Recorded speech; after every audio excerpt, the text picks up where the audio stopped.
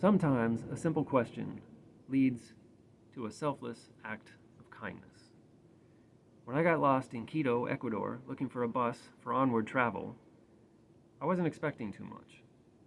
Maybe some quick directions, or maybe a point in the general direction. Yeah, gringo, it's over there, something like that. What I got instead really stopped me in my tracks and reminded me of why I fell in love with traveling in the first place and why I chose to come down and spend some time in Ecuador. This is another video in the series of Feelgood Friday stories. These are stories from the road that I've experienced over the last 25, 30 years in my travels around the world. Inspiring, hopefully entertaining, uplifting stories to counter the gloom and doom, if it bleeds, it leads news cycle. Steve here from Street Smart Travel. I got a story about me being lost in a big city and meeting a local who took time out of his day to help me and make sure that I got to where I needed to go.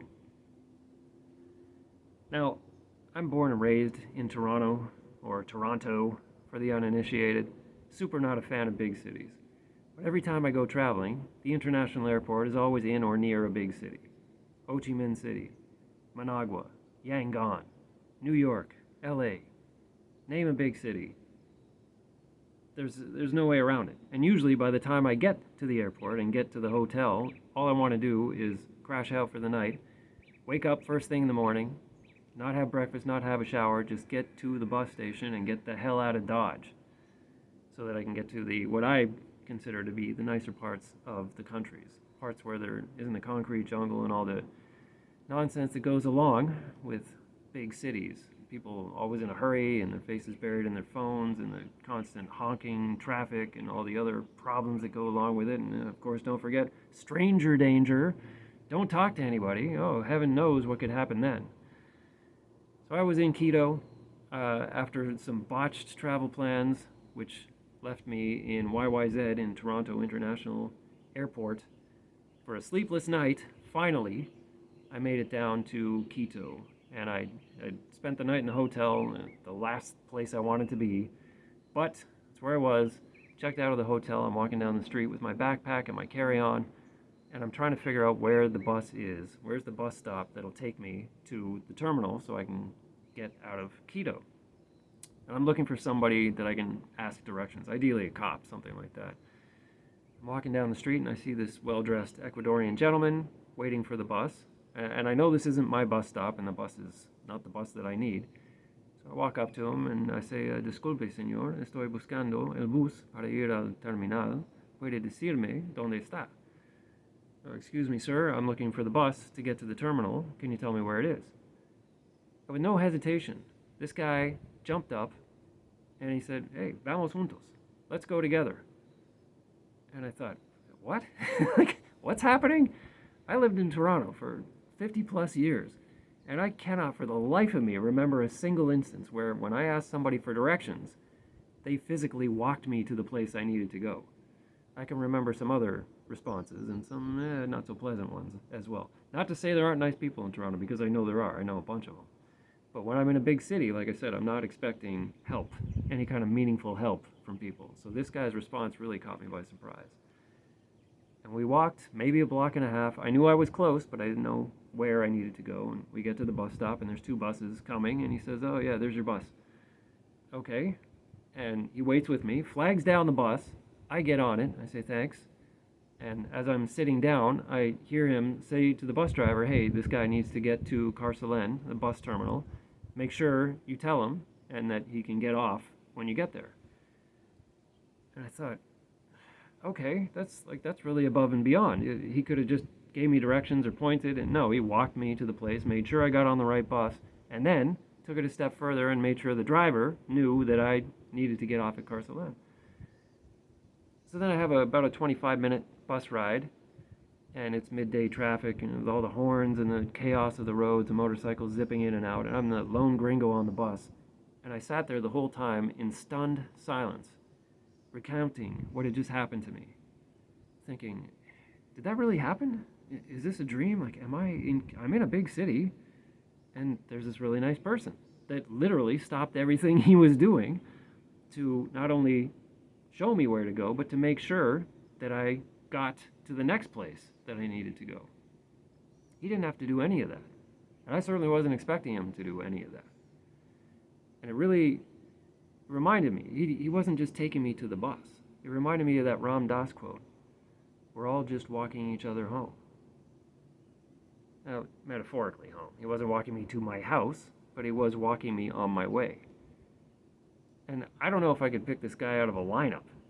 Right? Oh, remember that guy that gave you the directions that you're telling this story about? Like, no. I honestly don't. It's a total stranger. No stranger danger. Just somebody that wanted to genuinely be helpful. The thing that really got me wasn't just the action of taking me to walking me to the bus. It was how effortless it was. There was no hesitation. There was no thought. There was no anything. Like, to me, what it felt like was, from his side, like, here's somebody that needs some help. I can help this person.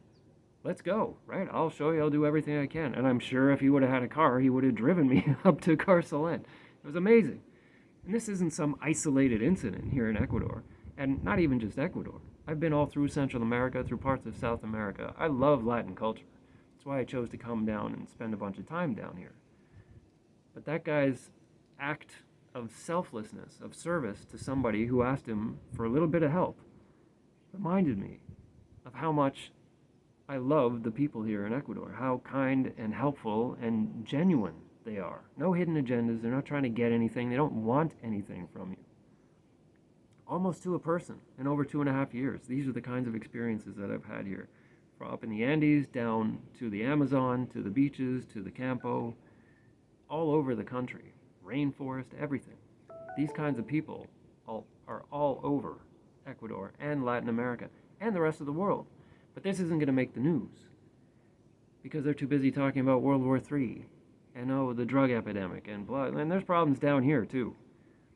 But every day I meet people like this. I interact with locals like this, and it restores my faith in humanity to know that there are people like this that are out there that are willing to go above and beyond and be helpful, to be of service. So if you're enjoying the story, please drop a like, please subscribe. Thanks to the subs that recently subscribed. It really helps the channel get to a bigger audience and helps me spread stories like this. Now, every time that I see somebody who looks like they're lost or scared or they need help, I'm thinking, how can I help them? And not just help them. What can I do to maybe offer them some reassurance or maybe, make them smile, tell them a joke, something. And then I think, because of this interaction with this gentleman and other people down here, I'm thinking, in this instance, what would this guy do? Right? If I was him, what would I do in this situation? Because up until that point in my life, in my early 50s, if somebody asked me for directions, if I can give you directions, I'm happy to give them to you. But it never would have occurred to me that I could just walk you to the place. If it's nearby, why wouldn't I just do that? And I'm sure, like I said, if something like that happened in Toronto, somebody would be suspicious that I was after something or I was expecting something from them. And here it's like absolutely, it's second nature. It's not even, they don't even think about it. It's just who they are. It's not even what they do. It is their identity as a culture. Latin culture is phenomenal. If you haven't been to Latin America, check it out. It is next level, man. It's surreal. Have you ever had an experience like that? Where you asked somebody for directions or some simple help and they went above and beyond? If you had, please drop it in the comments. I would love to hear stories like that. Positive, happy, inspiring stories. It doesn't have to be on the road. It could be in your own neighborhood. Just somebody gave you help above and beyond what you were asking them. I know I'd like to see more stories like that. I'm sure a lot of other people watch the channel, read the comments. I'm sure these kinds of stories would be much more impactful and appreciated than hearing about how we're all doomed. The next time you're in a similar situation and somebody's asking you for help or you see somebody that needs assistance somehow, if you can, give them what they need and maybe see if you can give them a little more. Maybe see if you can make them smile, brighten their days somehow. Because like Ram Dass said, we're all just walking each other home. If you've made it this far, thanks for stopping by. I aim to do a story like this every month. And again, please comment with any experiences you've had that are similar to this one. Appreciate your time. Have a great weekend. Happy trails. See you out on the road.